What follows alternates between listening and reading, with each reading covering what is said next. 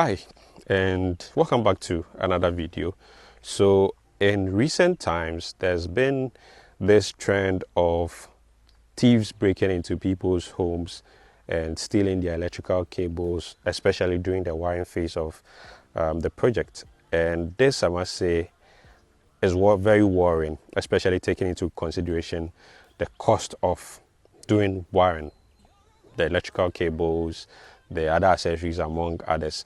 And even if you are in the case of doing both 110 and 220, just as we have for this property, then you are going to spend like double in terms of the amount you are going to be spending on cables to have the cable work done. So in this video, I'm going to be talking about how you can prevent that from happening in your property or in your building once you get to the wiring phase. So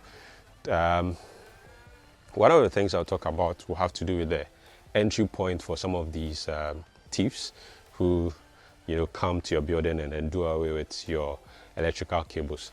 And one of them will be this particular point, especially if you have a porch and you are using or going by an open roof style.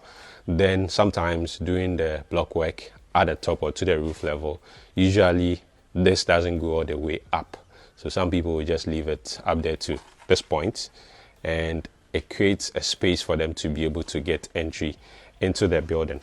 Another point also will be where you have your external or outside ceiling. Some people are able to go through spaces like this to get entry into the building. Now some are even very daring, go to the point where they sometimes damage part of your roof to get entry into the building.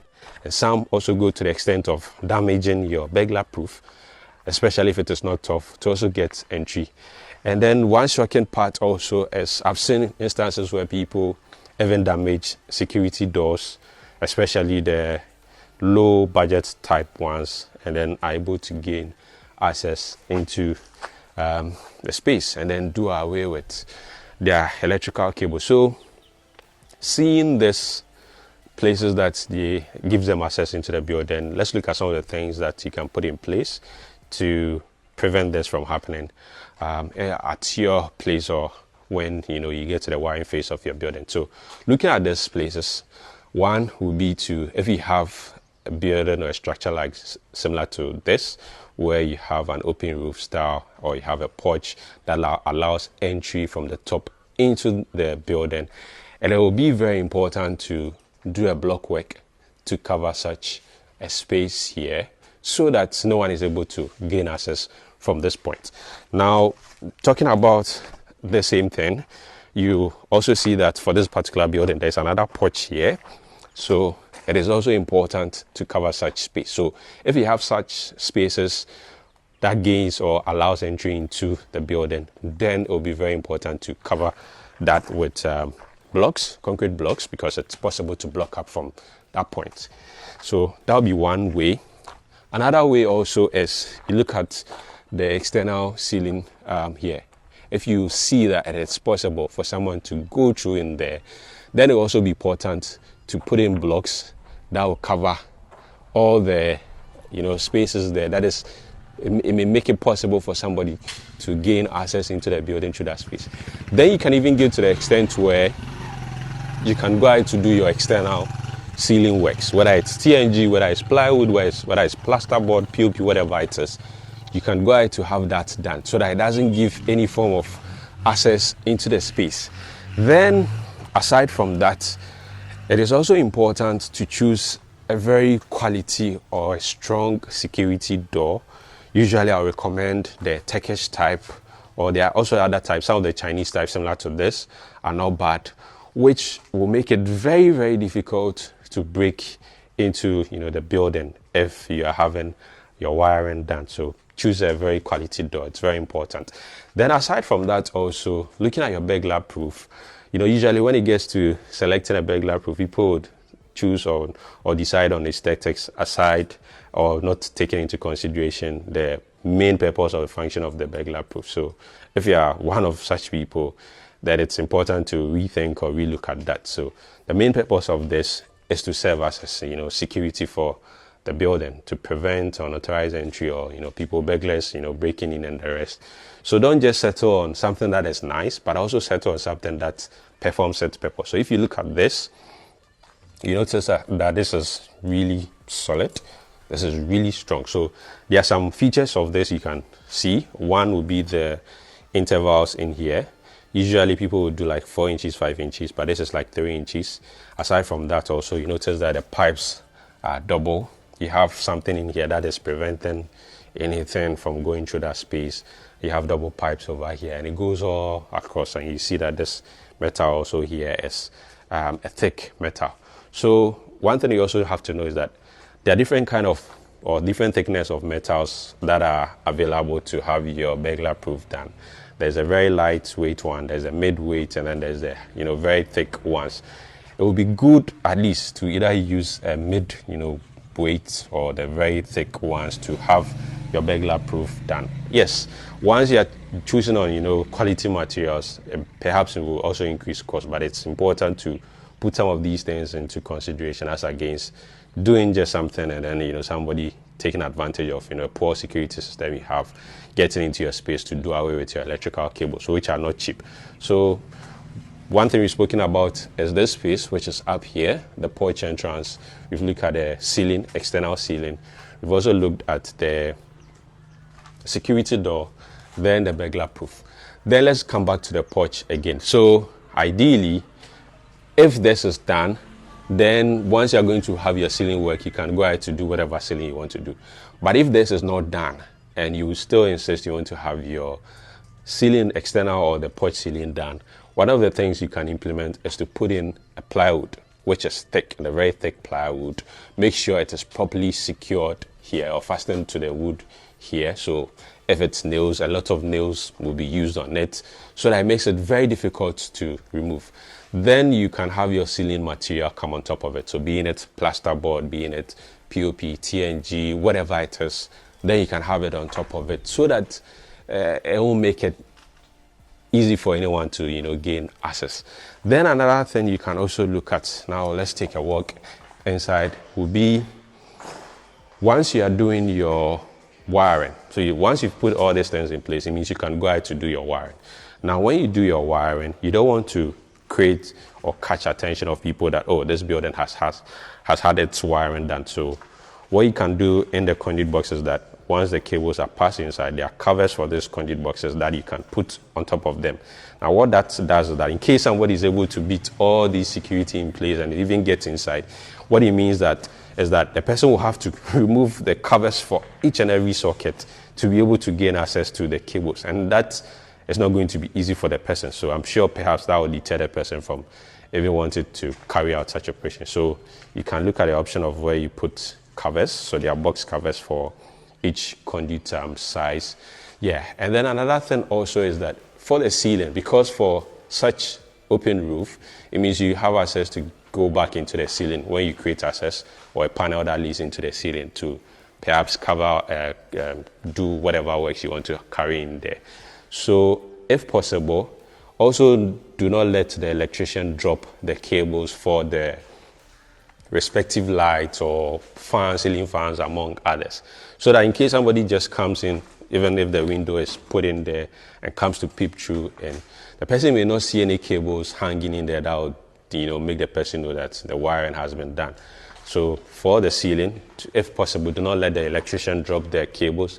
Let him keep them in the ceiling till you get to the point where you are ready to fix those fixtures. Then he or she can go back into the ceiling, create those points, and then drop the cables. The same for the external wires that comes out for the light. So if possible, do not have them brought out. It can be kept in the ceiling till it's time to fix those fixtures or you have electricity. Then perhaps those cables can be dropped. But if not, there are also circular covers for these circular boxes that can also be used to cover that. Then another way also is, let's take a walk into the power room.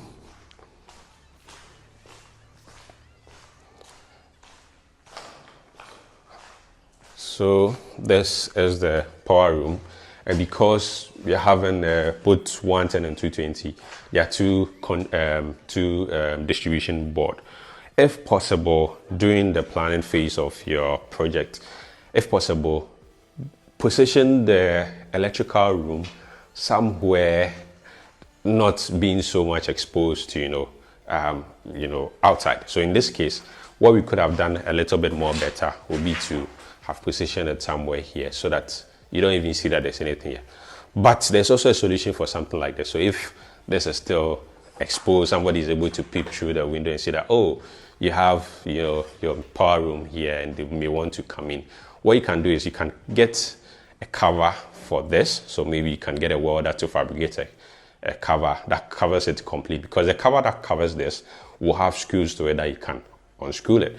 However, with what I'm saying, you get a cover that rather will have like a padlock or something that you are able to lock the distribution board, so you can't get access to it. So you can do for both, because then you may be having cables in there and you don't want somebody coming cutting the cable, this cable. The most or the very painful part of their operation is that they'll cut the cables, make it useless.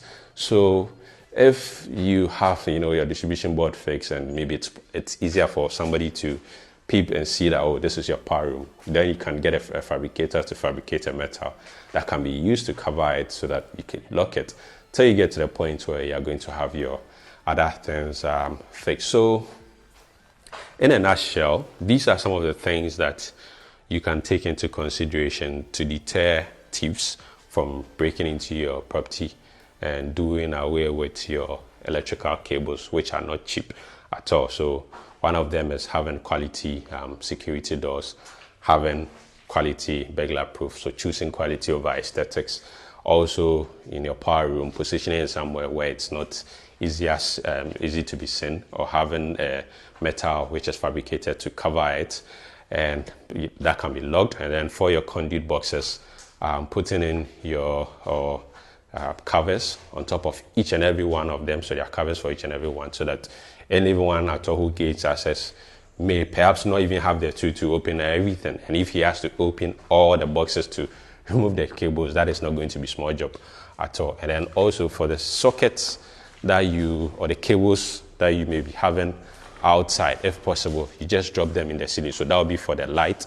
And then for the socket, if possible, you don't bring them outside at all, so that no one will see that there's even electrical wiring that has been done. So it gets to the point where you are ready to fix in your sockets or your fittings and the rest. And then also for this space, especially for those with open roof that will have a porch, it's important to cover that space, and then also either have your external ceiling done or cover those top of block work to prevent any access from the building. So another important thing I have to mention before ending this video will be about the installation of the burglar proof. Now, there are various ways you can install the burglar proof. One way will be to have the pegs or whatever will be going to the wall, and then it will be patched with concrete or mortar. Yeah. Another way would be they drill in there, then they use bolts to hold with the wall plugs. That is also an option. And then another option is where they drill through and then they put iron rods and then weld the burglar proof to it. But if you are really going to be using your burglar proof to serve as a security purpose, then this way is the best way, where you put whatever is welded to the burglar proof itself frame into the wall, you patch it with mortar or concrete, whatever it is, so that it makes it more solid. The ones that you weld just the iron rod to whatever is placed in the wall can easily be cut, and that may not really be ideal, especially the ones that the dressing is not even done to cover that. So if that is also being done for you, it's important to go in for the option where whatever is welded to the burglar proof is fixed in the wall, it's patched, it's dressed so you cannot see it, as against putting bolts in there, because the bolts can be unscrewed and then whatever purpose this will be used for will just be taken out. So the bolts can be unscrewed. The iron rod option also can be cut. So if you are having that done, you should take into consideration. Now, one thing I also didn't mention will have to do with the roof. Yes. Some people go as far as removing part of your roof to gain access. So if you're having some of these roofs done, it will be important to make sure that whoever is installing your roof to fasten each side of the roof with rivets. So they usually will use rivets. Some people may use nails, the ones that do not rust. It will be important to have that done so that you can't easily remove any portion of the roof to be able to gain access. So you have to take that also into consideration, because it's very important.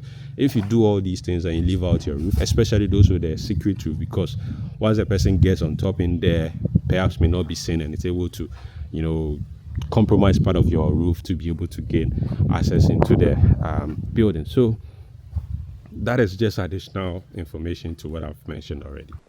That will be just about it for this video. I also would like to hear from you in the comment section some of the things you've implemented to prevent these things from happening. I think one thing I didn't speak about is you can also wait till you get to the point where you put in your fence, and after you put in your fence, you can have your electric fence done. And one also important thing is also there's this CCTV cameras that has 360 degrees option where you can also install on your property that is able to monitor whatever goes on. Now some of these cameras also have the option where there's an alarm, so you can set it based on what event that happens, and if it sees or detects certain movement within certain time frame, it sounds the alarm, that would scare off whoever it is. And then another option also is you can call into some of these CCTV cameras where you call and whoever is there hears you, so you can call, shout at the person. Yeah, that is if you're able to figure out there's someone within that space or time frame on your property. So yeah, let me just walk through over it again. So now I've added your fence wall, also doing electric fence. Maybe for places where you may not have electricity present on site, you can look at the option of a small solar system just to cater for your electric fence. Usually the electric fence appliance or machine does not consume a lot of power. So you can have your fence wall, you can have your electric fence, you can have your CCTV camera. Those are external things. And then when you come to the building itself, also you can have all the things that I've mentioned, covering your conduit boxes, putting in better and stronger burglar proof, fixing it, stronger security doors, also covering the spaces that allows entry, especially the porch areas when you have an open roof, even for some circuit roof, and then also putting plywood on your ceiling organs before you do fixing your ceiling itself, and then also, if possible, within the building, not dropping the electrical cables. They should be kept in the ceiling till it's the time for the fittings to be done. And then aside from that, also your power room, possibly positioning the distribution board where it is not easily seen. And then if it's even seen, you can have covers for that. So that will be just about it. I'd like to hear from you in the comment section some of the things you have implemented to be able to deter these thieves away from stealing or doing away with your electrical cable. So thank you very much, and I'll see you in the next one.